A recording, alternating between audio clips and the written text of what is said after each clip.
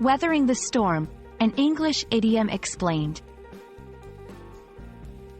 Hello, everyone. Today, we're diving into a fascinating English phrase, weathering the storm.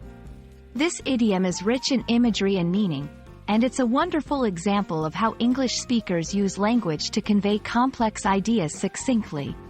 Whether you're an English language learner or just love exploring idioms, this video is for you.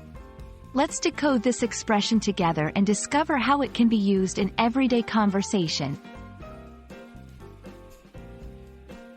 Weathering the storm refers to the ability to endure or survive through difficult or challenging circumstances, much like a ship weathers a storm at sea. The word weather in this context means to withstand or survive, and the storm represents any hardships or trials one might face. It's a metaphorical expression, indicating resilience and the capacity to hold out until a difficult period passes. The origin of this phrase is maritime, stemming from the literal challenge of ships surviving bad weather at sea. Over time, it has been adopted into everyday language to describe enduring tough times in life, business, relationships, and various other contexts. When you hear someone say they're weathering the storm, they're communicating their strength and determination to get through a tough situation. To give you a better idea of how to use weathering the storm in conversation, here are a few examples. Despite the economic downturn, our family is weathering the storm together.